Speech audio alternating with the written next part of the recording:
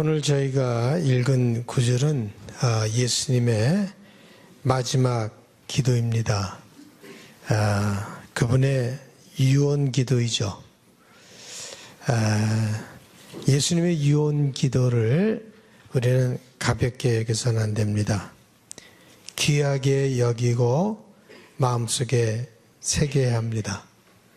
유언이라고 하는 것은 그냥 허튼 말을 하지 않지 않습니까? 꼭 중요한 말을 유언에 남기죠. 그래서 우리가 유언은 잘 들을 필요가 있습니다.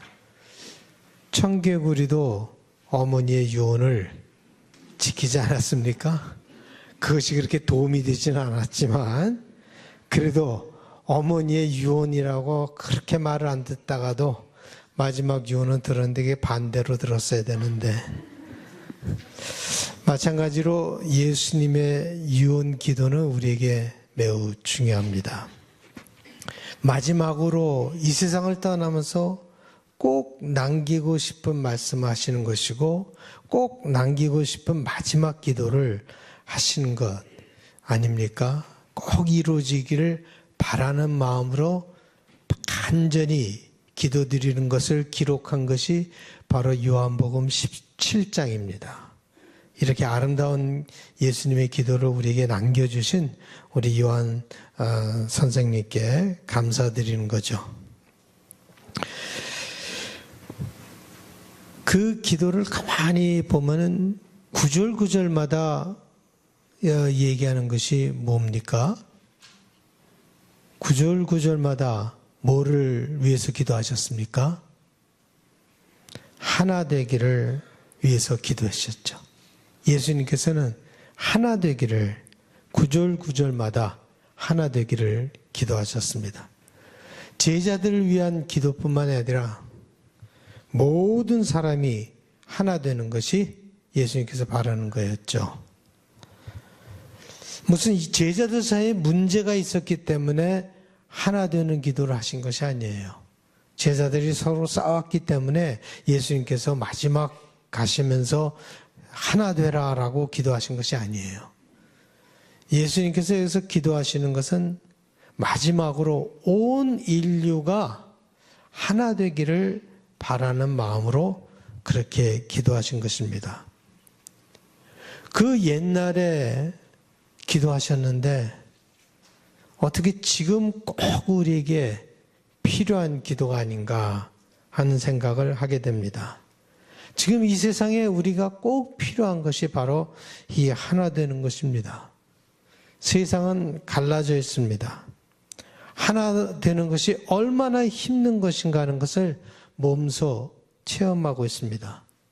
세상은 끊임없이 갈등 속에서 저 행복이라고 하는 것이 이 세상에 참 힘들다.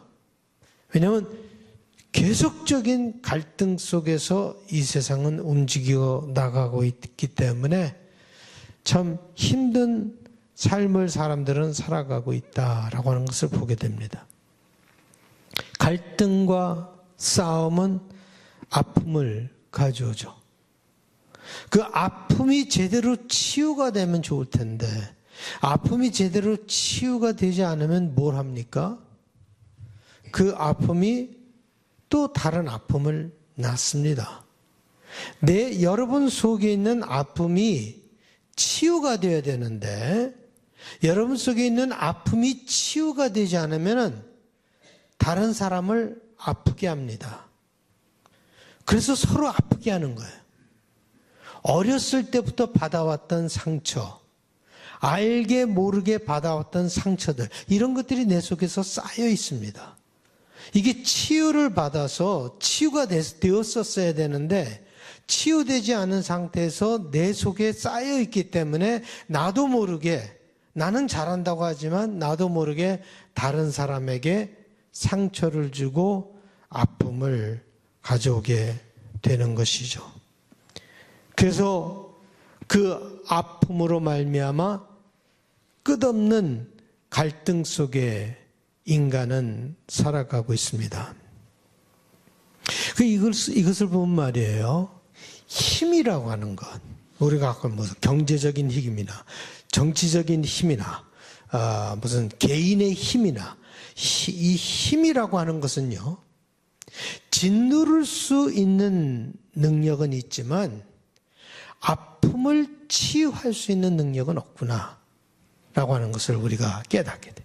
이 힘이라고 하는 것은, 그것이 어떤 힘이든 짓누를 수 있는 힘은 있지만 치유할 수 있는 힘은 없다. 그래서 힘과 우리가 치유의 관계를 한번 생각해 볼 필요가 있어요. 치유할 수 있는 능력은 힘 속에 없습니다. 힘이 아픔을 치유하지 못하기 때문에 절대로 힘으로는 이 세상의 갈등을 종식시킬 수가 없어요. 힘으로는 이 세상의 갈등을 없애게 할 수 없습니다. 왜냐하면 그 힘 속에는 치유할 수 있는 능력이 없기 때문에 갈등을 종식시키지 못한다라는 말입니다. 계속해서 더 큰 갈등만을 만들어 놓을 것입니다. 그 힘으로 이 세상의 갈등을 없앨 수 있었다면 예수님께서 십자가에 달려 돌아가실 필요가 없었겠죠. 십자가가 불필요한 것이 없을 것이고 아무런 의미가 없었을 것입니다. 예수님께서 이 땅에서 와서 하신 것이 별로 그렇게 큰 의미가 없었을 것입니다. 근데 예수님은요, 벌써 아셨죠. 힘으로는 절대로 이 세상의 갈등을 종식시킬 수 없다라고 하는 것을 예수님은 벌써 아셨어요. 그렇기 때문에 그것이 답은 아니다 라고 하는 것을 아셨습니다. 그래서 힘이 있으셨지만 그 힘을 사용하시지 않으셨어요. 예수님은 오히려 십자가를 선택하셨습니다. 예수님은 오직 사랑으로서만 이 세상의 치유가 가능하시다고 믿으셨습니다. 그래서 이 기도를 드리시는 거예요. 그래서 하나님의 사랑을 전하셨던 것이고 하나님의 사랑을 보여주시려고 했던 것이고 하나님의 사랑으로 우리를 사랑하신 것입니다. 이것이 예수님께서 하신 일이에요.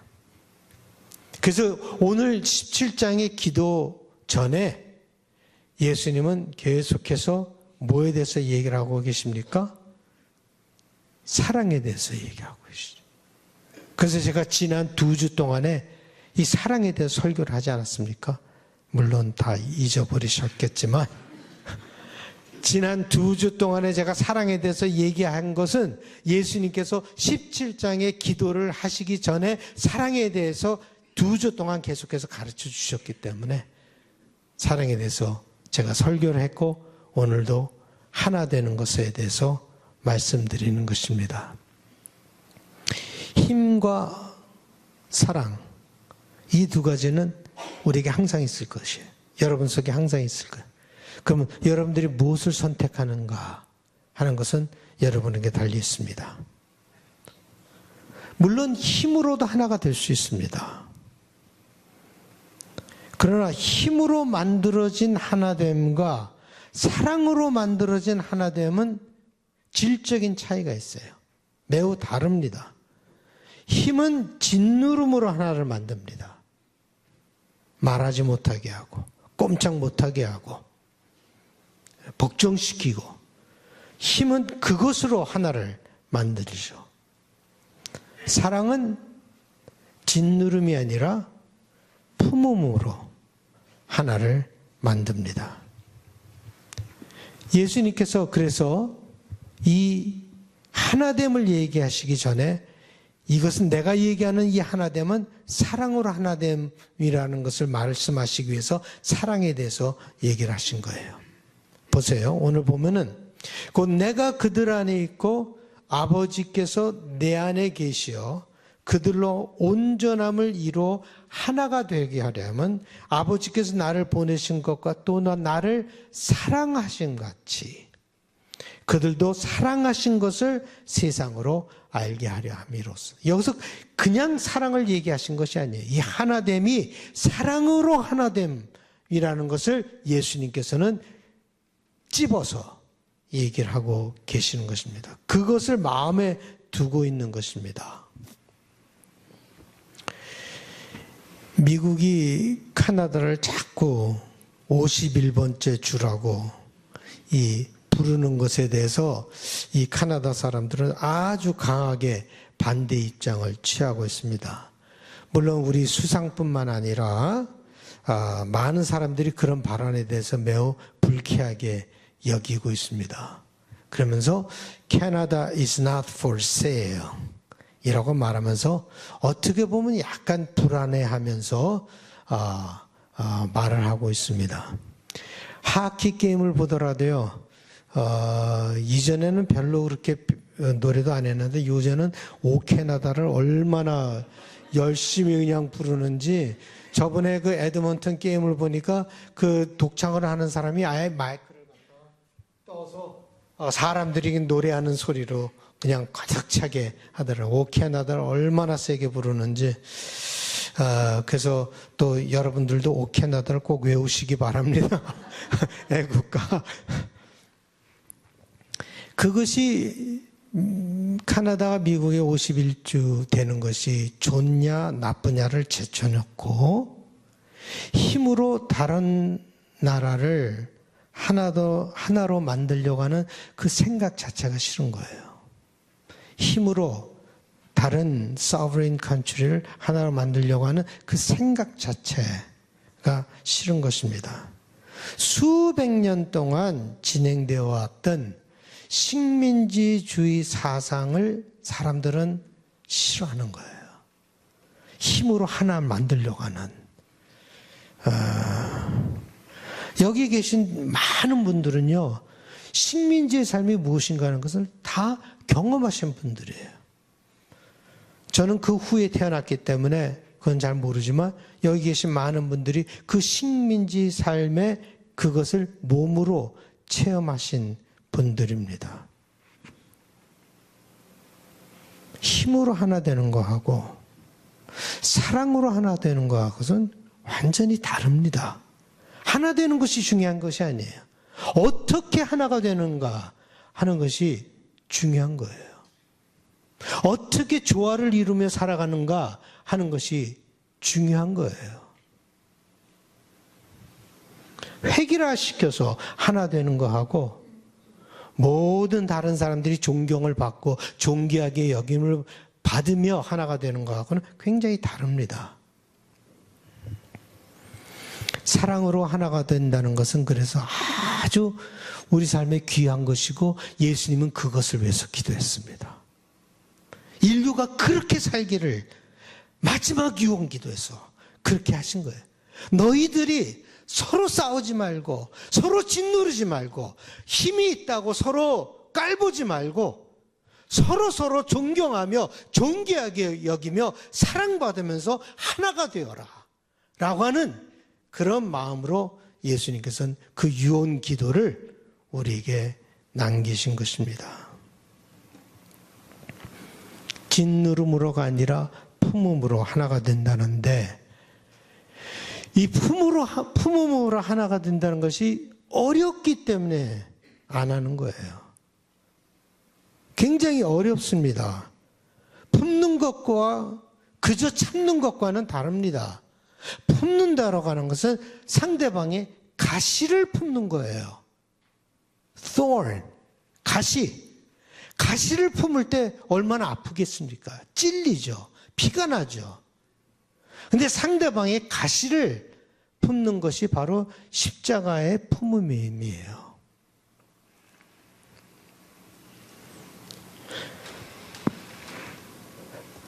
품는다는 것. 더 큰 사람이 되지 않고서는요, 품을 수가 없습니다. 커야 품을 수 있습니다. 작은 것이 큰 것을 품지 못하죠. 큰 것이 작은 것을 품는 것입니다. 자식이 부모를 품지 못합니다. 부모가 자식을 품는 것이지 자식이 부모를 품는 것이 아니에요. 아이가 어른을 품는 것이 아닙니다. 아이는 어른을 품을 수가 없어요. 어른이 아이를 품는 것입니다. 그래서 큰 것이 작은 것을 품는 것입니다. 예수님께서 십자가에서 이렇게 기도하셨습니다. 이에 예수께서 이르시되 아버지여 저들을 사하여 주옵소서 자기들이 하는 것을 알지 못함이니이다. 자기를 죽이는 사람들을 놓고 기도하시는 예수님의 그 품음의 모습, 이것이 품는 모습인데, 그러니 품는다는 것은 매우 힘든 것입니다. 그러니 함부로 우리 신앙에 대해서요, 잘못된 자부심을 갖는 건 참 어리석은 일입니다. 우리가 신앙이 있으면 얼마나 있습니까? 정말 품을 수 있는 그 신앙이 있습니까? 품을 수 있는 그 마음이 있습니까? 우리 모두가 다 예외 없이 실패하였고 또한 앞으로도 실패할 것입니다. 왜냐하면 그런 사랑이 우리에게는 없습니다. 그런 사랑이 없어요. 적어도 아직까지 저는 보지 못했습니다. 때문에 지난주에 말씀드린 것처럼 성령께서 도와주시지 않고서는 할 수 없는 것입니다. 바다가요, 가장 밑바닥에 있으면서도, 위대한 것은 가장 밑바닥에 있으면서도 모든 물을 다 품는다는 것. 그것이 바다의 위대함이에요. 가장 밑바닥에 처하면서 모든 것을 다 품는 모습. 밑바닥에 있는 겸손도 필요하고 모든 것을 품는 아량도 필요합니다. 우리가 살아가면서 이 서로 품는 겸손과 아량 매우 중요합니다. 우린 다 부족한 사람들입니다. 서로 품는 것이 없이 우리는 절대로 하나가 될 수 없습니다. 그래서 예수님께서 우리를 품어주신 것처럼 우리도 서로 품어야 합니다. 부족함을 품어야 합니다. 물론 쉬운 일이 아니죠.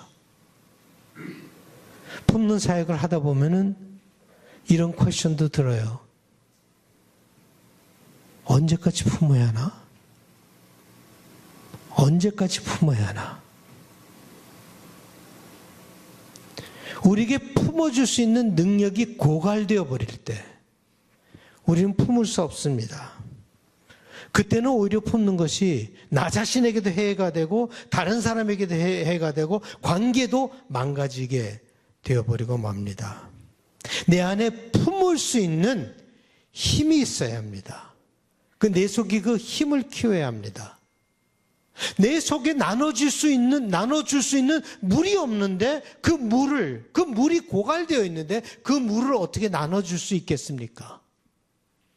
내 속에 흘러넘치는 생수가 있어야 다른 사람에게 물을 나눠주지, 내 속에 물이 없는데 그 물을 어떻게 나눠주겠습니까? 그래서 예수님께서 말씀하시기를, 명절 끝날 곧 큰 날에 예수께서 서서 외쳐 이르시되 누구든지 목마르거든 내게로 와서 마시라. 나를 믿는 자는 성경에 이름과 같이 그 배에서 생수의 강이 흘러나오리라 하시니 이는 그를 믿는 자들이 받을 성령을 가리켜 하신 말씀이라. 성령을 받는 사람은 내 속에서 생수의 강이 흘러 넘치게 되고 그 생수의 강이 흘러 넘치니까 그 물을 나눠줄 수 있는 것이죠. 그때 우리가 품을 수 있는 사역을 할 수 있는 것이죠. 품을 수 있는 능력이 생기게 되는 것입니다. 존재가 커져야 합니다. 생각이 커져야 합니다. 마음이 커져야 합니다. 여러분 가만히 생각해 보세요. 언제 마음이 커질까? 언제 생각이 커질까? 언제 존재가 커질까? 언제 커집니까?